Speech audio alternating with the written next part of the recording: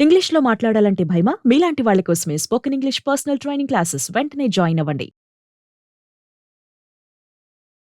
నమస్కారం. నేను మీ సంగీత.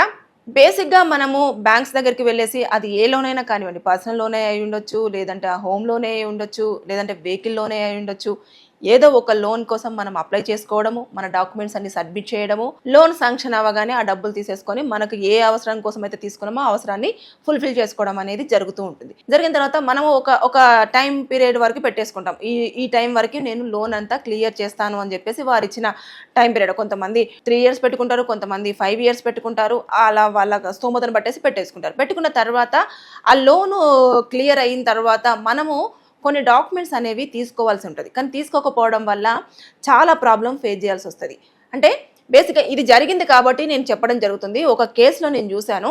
ఆ వ్యక్తి అమౌంట్ ఆఫ్ మనీ తీసుకున్నాడు బ్యాంకు నుంచి. తీసుకొని అతను మొత్తం ఈఎంఐలు ఎప్పటికప్పుడు క్లియర్గా కడుతూ వచ్చాడు. అంతా అయిపోయింది. అయిపోయిన తర్వాత ఆ బ్యాంక్లో ఉన్న మేనేజర్ వేరే బ్యాంక్కి షిఫ్ట్ అవ్వడము, తర్వాత నెక్స్ట్ అక్కడ ఇంకొక ఎంప్లాయీ ఎవరైతే ఉంటారో ఆ ఎంప్లాయీ కూడా షిఫ్ట్ అవ్వడం వల్ల ఇతని బ్యాంక్ ఏదైతే లోను క్లియర్ అనేది వాళ్ళు మెన్షన్ చేయాలి. అందులో మెన్షన్ చేయకుండా వదిలేయడం వల్ల బ్యాంకు నుంచి ఈయనకు విపరీతమైన కాల్స్ అనేవి వస్తూ ఉండేవి. అదేంటి, నేను మొత్తం లోన్ క్లియర్ చేశాను కదా అంటే, మనం చూసుకుంటూ ఉంటాం కదా లోన్ తీసుకున్న తర్వాత ఎవ్రీ మంత్ మనం కట్ అవుతున్న కొద్దీ అమ్మాయి ఈ బ్యాంక్లో ఈ మంత్ కట్ అయిపోయింది, ఇన్ టైంలో పెట్టామా లేదా డబ్బులు, లేకపోతే సిబిల్ స్కోర్ పడిపోతుంది, చెక్ బౌన్స్ అవడం జరుగుతుంది అని చెప్పేసి చాలా మంది భయపడుతూ ఉంటారు. కొంతమంది భయస్థులు ఎక్కువగా ఉంటారు. లోన్ తీసుకున్న తర్వాత అయ్యో ఇన్ టైంలో కట్టకపోతే ఏమన్నా ప్రాబ్లం అవుతుందని చెప్పేసి అనే భయపడేవారే ఎక్కువగా. సో డబ్బులు ఇన్ టైంలో పెట్టుకోవడం, ఎవ్రీ మంత్ కట్ అవుతూ అలా వచ్చేసింది. వచ్చిన తర్వాత ఇంకా అతను క్లియర్ అయిపోయింది అని చెప్పేసి అనుకుంటున్న టైంలో కొత్తగా అక్కడికి వచ్చిన ఎంప్లాయీ ఎవరైతే ఉంటారో, సార్ మీ పేరు మీద లోన్ ఇంకా రన్ అవుతూనే ఉంది, మీరు డబ్బులు కట్టట్లేదు, ఎందుకు కట్టట్లేదండి, మీరు కట్టకపోతే ప్రాబ్లం అవుతుంది అని చెప్పేసి చెప్పారు. అదేంటండి, నా లోన్ అంతా మొత్తం క్లియర్ అయిపోయింది, క్లియర్ అయిపోయినాక కూడా మీరు నాకు ఎందుకు కాల్ చేసి ఇబ్బంది పెడుతున్నారంటే, క్లోజ్ అయిపోయినట్టుగా మా వాళ్ళు ఒకవేళ మీరు క్లోజ్ చేస్తే ఖచ్చితంగా క్లోజ్ అయిపోయినట్టుగా మాకు ఎప్పటికప్పుడు ఇన్ఫర్మేషన్ ఉంటుందండి, అలాగే క్లోజ్ అయినట్టుగా కూడా మాకు ఇక్కడ కింద మెన్షన్ చేయడం జరుగుతుంది, మా రూల్స్ అన్ని మా నామ్స్ అన్ని క్లియర్గా ఉంటాయండి అని చెప్పేసి ఆయన వర్షన్లో చెప్తూ వస్తున్నాడంట. కానీ ఈయన దగ్గర అన్ని ఆధారాలు ఉన్నాయి. అంటే బ్యాంకులో ఎప్పటికప్పుడు ఈఎంఐ కట్ అయింది కానివ్వండి, తర్వాత నెక్స్ట్ అలాంటి అన్ని క్లియర్గా ఉన్నప్పటికీ కూడా అక్కడ వాళ్ళ నామ్స్ ప్రకారం క్లియర్గా లేకపోవడం వల్ల ఇక్కడ చాలా డిస్టర్బెన్స్ వచ్చేసింది. వచ్చిన తర్వాత అతను అడ్వకేట్ని అప్రోచ్ అయ్యాడు. అడ్వకేట్ని అప్రోచ్ అయిన తర్వాత అప్పుడు మొత్తం క్లియర్గా ఎవరైతే ఈ పర్సన్ వెళ్ళి అడ్వకేట్ దగ్గరికి వెళ్ళారో ఆ పర్సన్, అంటే అది మా సరౌండింగ్స్లో ఉన్న ఒక అడ్వకేట్ దగ్గరికి వచ్చిన కేసు కాబట్టి నేను ఆ కేసు స్టడీస్ తీసుకొని మీకు చెప్పడం జరుగుతుంది. సో ఆయన అడ్వకేట్ వెళ్ళేసి మొత్తం బ్యాంక్ వాళ్ళతో మాట్లాడాడు. ఏమని అంటే, ఇదండి మొత్తం పూర్తిగా అతని దగ్గర అన్ని డీటెయిల్స్ ఉన్నాయి, ఎవ్రీ మంత్ ఇంత అమౌంట్ కట్ అయిపోయింది, కట్ అయిపోయిన తర్వాత మీరు ఎలా కట్టలేదని చెప్పేసి అంటున్నారు, మీ ఇంట్రెస్ట్తో సహా. అంటే బేసిక్గా మనం అప్పు తీసుకున్న తర్వాత, బ్యాంక్ నుంచి అప్పు తీసుకున్న తర్వాత దాదాపుగా 1 నుంచి 2 సంవత్సరాల దాకా మనం దానికి ఇంట్రెస్టే పే చేస్తాం, మనం అసలు కట్టుకుంటూనే రాం. ఎప్పుడైతే వాళ్ళ ఇంట్రెస్ట్ మొత్తం పూర్తి స్థాయిలో తీసుకున్న తర్వాతనే అసలు అనేది కట్ అవుతూ వస్తూ ఉంటుంది. కానీ అది ఎవరు గ్రహించారు, అమ్మయ్య నా అప్పు ఇంత అయిపోతుంది అని చెప్పేసి అనుకుంటారే కానీ బ్యాంకు చాలా బ్రిలియంట్ గా ఆలోచిస్తూ వస్తుందట. ముందుగానే ఇంట్రెస్ట్ తీసేసుకుని తర్వాత అసలు వసూలు చేస్తూ వస్తుంది అన్నట్టు.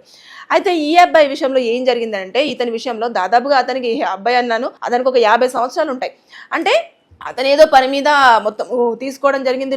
లోన్ తీసుకున్న తర్వాత కడుతూ వచ్చేసాడు, అయిపోయింది. ఇంకా అతను కూడా రిటైర్మెంట్ స్టేజ్కి వచ్చేసాడు. అప్పుడు మళ్ళీ స్టార్ట్ అయిపోయినాయి వాళ్ళకి కాల్స్. భయపడి అడ్వకేట్ని అప్రోచ్ అయితే, అడ్వకేట్ వెళ్ళి బ్యాంక్ని అప్రోచ్ అవుతే మొత్తం అన్ని ఇంకా ప్రూవ్ చేసుకోవాల్సి వచ్చింది. మొత్తం ఎవ్రీథింగ్ చూపించేసి, ఇదిగోండి ఈ పలానా టైంలో ఇంత కట్ అయిపోయింది, పలానా టైంలో ఇంత కట్ అయిపోయింది, మొత్తం ఓవరాల్ గా మేము క్యాలిక్యులేషన్ చేస్తే అతను తీసుకున్న దానికంటే దాదాపుగా ఒక 3.5 లక్షల వరకు కూడా మీరు విత్ ఇంట్రెస్ట్ తో కలెక్ట్ చేయడం జరిగింది అని చెప్పేసి చాలా స్పష్టంగా మొత్తం ఎవిడెన్స్ తో సహా ముందు పెట్టేసి అడ్వకేట్స్ మాట్లాడిన తర్వాత, సార్ ఇక్కడ ఏదో పొరపాటు జరిగిపోయింది, అంటే ఇతను క్లోజ్ అయిపోయిన తర్వాత ఈ సర్టిఫికేట్స్ తీసుకోలేదు కాబట్టి దానివల్ల ఇలాంటి ప్రాబ్లం ఏమైనా ఫేస్ అయ్యిందేమో అని చెప్పేసి చెప్పడం జరిగింది. అంటే ఎప్పుడైనా సరే మనకు ప్రాబ్లం ముందు వస్తుంది అని చెప్పేసి అనుకోవడం, అంటే ఎవరికో వచ్చింది కదా మనకు రాలేదు కదా అని చెప్పేసి లైట్ తీసుకోకండి. ఎందుకంటే ప్రాబ్లం ఎప్పుడు ఎలా ఏ విధంగా వస్తుంది అనేది ఎవరికీ తెలియదు. చూసారు కదా, అతను మొత్తం ఎప్పటికి టైం టు టైం అతను ఈఎంఐ కడుతూ వచ్చాడు. కానీ కట్ చేస్తే అక్కడ ఏమైపోయింది, అక్కడ ఉన్న ఆఫీసర్స్ ఉంటారో వాళ్ళందరూ కూడా షిఫ్ట్ అయ్యి వాళ్ళకి ట్రాన్స్ఫర్ అయిపోయి వెళ్ళిపోవడము, వేరే వాళ్ళు రావడము, దాన్ని పూర్తి స్థాయిలో క్లియర్ గా మెన్షన్ చేయకపోవడం. అంటే మనం బ్యాంకుకు వెళ్ళి చెప్పాలి నా లోన్ క్లియర్ అయిపోయిందండి అని చెప్పేసి, మనము చెప్పలేదు, వాళ్ళు కూడా పట్టించుకోలేదు. అలా ఇంకా ఎవ్రీ మంత్ కట్ అవుతుంది కదా అని చెప్పేసి అన్న తర్వాత ఇతనికి ఇంకా మెల్లగా కట్ అవ్వకుండా ఇలా ఉండడం వల్ల ఇదంతా జరిగింది అని చెప్పేసి అతను కొత్తగా వచ్చిన అతను ఇంకా చాలా ఇబ్బంది పెట్టడము, మళ్ళీ అడ్వకేట్ ని వెళ్ళడము, ఇవన్నీ చూపించిన తర్వాత అప్పుడు తెలిసింది ఏంటంటే, ఇక మీదట ఎప్పుడైనా సరే ఈ డాక్యుమెంట్స్ అనేది తీసుకోవాలి. చాలా మంది తీసుకోకుండా వదిలేస్తారు కాబట్టి నేను ఈ విషయాన్ని మీకు చెప్పదలుచుకున్నాను. అందుకే మీ ముందుకు వచ్చాను. బేసిక్ గా ఎప్పుడైనా సరే ఏ లోన్ తీసుకున్నా సరే కంపల్సరిగా ఒక 5 డాక్యుమెంట్స్ బ్యాంకు నుంచి వెళ్ళి వాళ్ళు ఇవ్వను అన్నా మీరు ఖచ్చితంగా అడిగి తీసుకునే బాధ్యత మీదే.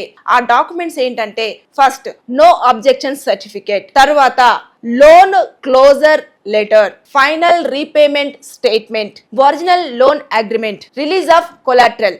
ఈ డాక్యుమెంట్స్ అనేవి కంపల్సరిగా ఏ బ్యాంకు నుంచైనా సరే మీరు లోన్ క్లియర్ అయిన తర్వాత మొత్తం క్లోజ్ చేసుకోవడానికి ఈ డాక్యుమెంట్స్ వారి దగ్గర నుంచి తీసుకోండి. లేని పక్షంలో రేపటి ఫ్యూచర్లో ఖచ్చితంగా ఏదో ఒక కారణంగా మీరు ఇబ్బంది పడే అవకాశం రావచ్చు ఇతను పడ్డట్టుగా.